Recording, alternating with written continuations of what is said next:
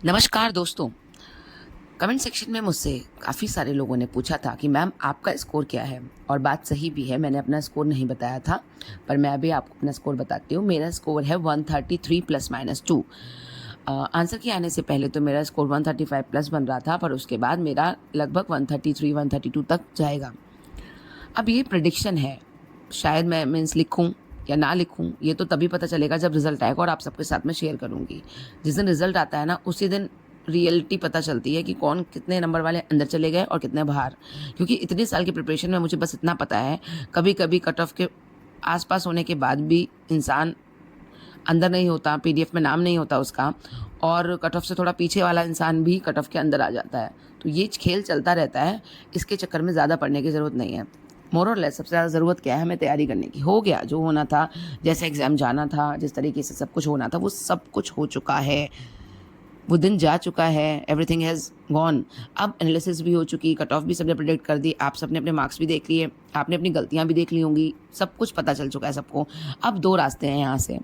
एक रास्ता जो मेंस की तरफ जाता है आरओ, एक रास्ता जो पीसीएस प्री की तरफ जाता है, और एक रास्ता जो बच्चों के लिए कॉमन है, जिसमें बच्चों ने पीसीएस प्री को भी सीरियस ले रखा है और आरओ मेंस भी वो सीरियसली देंगे।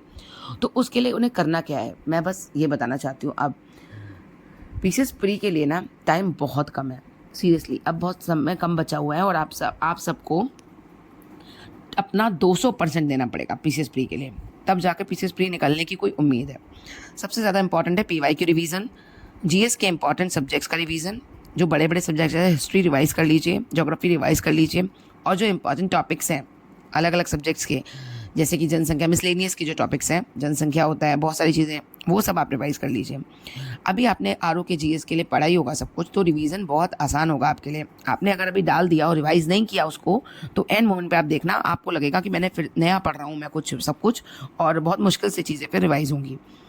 करंट को लेकर सबसे बड़ी चीज़ यही है, आपको करंट अपडेट करनी है पीसीएस के लिए, और जो पुराना करंट है उसका रिवीजन करना है। पुरानी वाली जो आई दृष्टि आई है उसको रिवीजन में डालिए, और करंट को 2 महीने के मंथली या फिर जैसा भी आप चाहें वैसे अपडेट कर लीजिए उसको।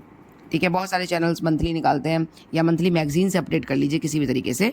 और पिछला वाला पूरा साल का आपके पास करंट है ही, इससे बाहर नहीं जाएगा, और जाता है तो आप छोड़ देना वो क्वेश्चन। ज़रूरी नहीं हर क्वेश्चन अटेम्प्ट करना, जो क्वेश्चन सबको आते हैं आपको वो गलत नहीं करने। देखिए, सिलेक्शन का सबसे बड़ा कारण यही है, जिन बच्चों का सिलेक्शन होता है, जैसे मुझे, जहाँ तक मुझे अपने अनुभव से लगता है, वो सिली मिस्टेक्स नहीं करते, दे अवॉइड सिली मिस्टेक्स। वो पीवाई क्यों गलत नहीं करते, ठीक है, और इजी क्वेश्चंस को रॉन्ग नहीं करते। अगर आपने ये तीनों चीज़ें पकड़ ली तो आप कट ऑफ के इन आ जाते हो। और अगर आप देखना, जब भी आप कट ऑफ के बाहर होगे ना, बहुत ज़्यादा नंबर कम होंगे, तब आपने सिली मिस्टेक्स की होंगी, आपने पीवाई क्यों गलत किए होंगे, आपने क्वेश्चन को पढ़ा ढंग से नहीं होगा, जिसके कारण आपसे ईजी क्वेश्चन रॉन्ग हो गए होंगे। कुछ ना कुछ ऐसा ज़रूर हुआ होगा, क्योंकि कट ऑफ वही रहती है जो जो सारे बच्चे क्वेश्चन सही कर रहे हैं, वो क्वेश्चन आपके गलत नहीं होने चाहिए। ये बात हो गई एक दूसरी बात होती है कि आरओ मेंस के लिए क्या करना चाहिए। आरओ मेंस के लिए हिंदी मैंडेटरी है, उसको आप छोड़ के नहीं चल सकते, वो बहुत इंपॉर्टेंट सब्जेक्ट है, उसके बिना सिलेक्शन नहीं होगा। अगर आपकी हिंदी वीक है तो आपको वर्क करने की ज़रूरत है उस पर, और अभी से आप लग जाओ।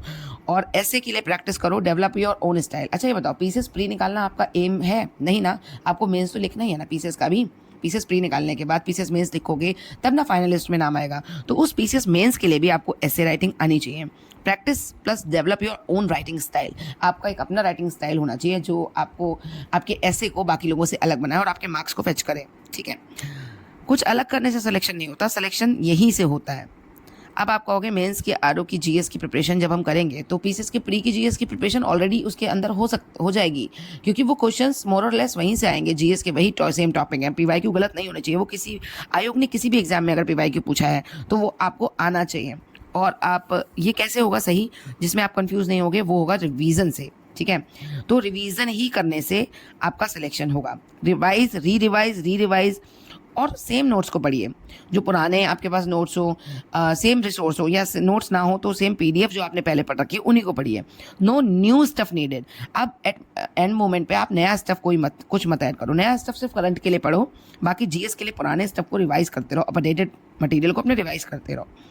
ठीक है, आरओ मेंस और पीसीएस प्री दोनों में जीएस कॉमन है, वो अच्छे से तैयार कर लो। ठीक है। मेंस के लिए पढ़ना है तो ऐसे और हिंदी भी ध्यान रखो आरओ के लिए, जिनके स्कोर काफ़ी ज़्यादा अच्छे आ रहे हैं, वरना बाकी लोग रिजल्ट का वेट कर लो, रिजल्ट आ जाएगा उसके बाद भी हिंदी प्रिपेयर हो जाएगी। लेकिन जीएस तो अभी से पढ़ना शुरू कर दो, क्योंकि वो पीसीएस के लिए अब टाइम नहीं बचा, आप पीसीएस भी अपना बिगाड़ दोगे।